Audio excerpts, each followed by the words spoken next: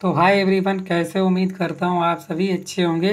स्वागत है आपके अपने परिवार एंड क्लासेस 4 में। जैसा कि आप लोग थंबनेल में देख पा रहे होगे, हम क्लास 9th जो हिंदी के महत्वपूर्ण गद्यांश हैं उनको कर रहे हैं। ये गद्यांश नंबर हमारा चौथा है। तो बोला गया, ऐसे ही दुर्घटना काल में इस देश की मिट्टी ने ऐसे अनेक महापुरुषों को उत्पन्न किया जो सड़ी रूढ़ियों, मृत्युप्राय चारों ओर आर्थिहीन संकीर्णताओं के विरुद्ध प्रहार करने में कुंठित नहीं हुए और इन जर्जर बातों से परे सम्य विद्वान, सबको नई ज्योति और नया जीवन करने वाले महान जीवन देवता की महिमा प्रतिष्ठित करने में समर्थ हुए हैं।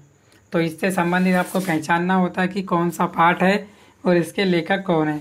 तो इसके लेखक तो आपको पता चले गए होंगे कौन है, आचार्य हजारी प्रसाद द्विवेदी, और पाठ का नाम है आपका, ठीक है, क्या नाम है, गुरु नानक देव। ठीक है, तो पहला प्रश्न आपसे पूछा जाएगा, उपरोक्त गद्यांश के पाठ और लेखक का नाम लिखिए। तो उपरोक्त गद्यांश के पाठ और लेखक का नाम हमने बता दिया। पाठ का नाम है आपका गुरु नानक देव और लेखक हैं आचार्य हजारी प्रसाद द्विवेदी। पहला प्रश्न आंसर हो गया। दूसरे में बोला क्या, निम्नांकित अंश की व्याख्या कीजिए। तो ये जो रेखांकित है इसकी व्याख्या करनी है। क्या, इन जर्जर बातों से परे सब में विद्यमान और सबको नई ज्योति और नया जीवन करने वाले महान जीवन देवता की महिमा प्रतिष्ठित करने में समर्थ हुए हैं। तो इसका कैसे लिखोगे, तो मैं आपको दिखा देता हूँ। इन महान पुरुषों ने जर्जर और खंडित विचारधारा को समाप्त करके एक ऐसी विराट जीवन दृष्टि को प्रतिष्ठित किया है जिसके कारण जन जन का मन नई ज्योति, नई दीप्ति, नई आभा और नए प्रकाश से जगमग हो गया। सबको नया जीवन मिला। गुरु नानक देव ऐसे ही महापुरुषों में एक थे जिन्होंने इस संक्रमण काल को विराट दृष्टि प्रदान की और सुप्त राष्ट्रीय एवं सांस्कृतिक भावनाओं में नव जीवन का संचार किया। इसका फटाफट से स्क्रीनशॉट ले लीजिएगा क्योंकि ऐसा ही आपको पेपर में देखने को मिलने वाला है। ठीक है, चलिए, जो तीसरा प्रश्न आपसे पूछा जाता है वो पूछा जाता है कि गद्यांश में किस दुर्घटना काल का उल्लेख किया गया है।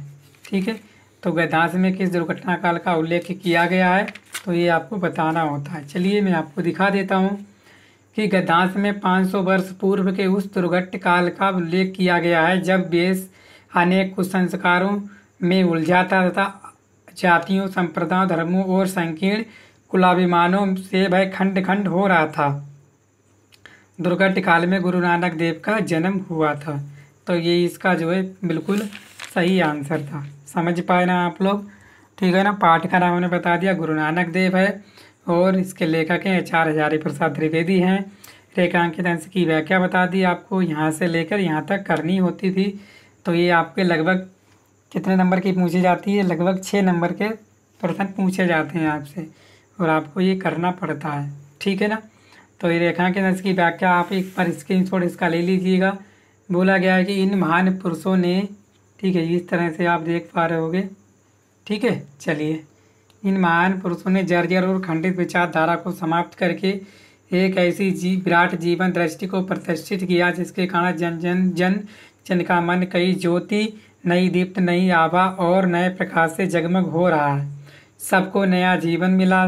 गुरु नानक देव ऐसे ही महापुरुषों में एक थे जिन्होंने इस संक्रमण काल को विराट दृष्टि प्रदान की और सुप्त राष्ट्रीय एवं सांस्कृतिक भावनाओं में नवजीवन का संचार किया। तो उम्मीद करता हूँ आप लोग व्याख्या अच्छे से समझ पाए होंगे। ठीक है, वीडियो को शेयर करना, चैनल पर पहली बार है चैनल को सब्सक्राइब भी कर लीजिएगा। ठीक है, थैंक यू।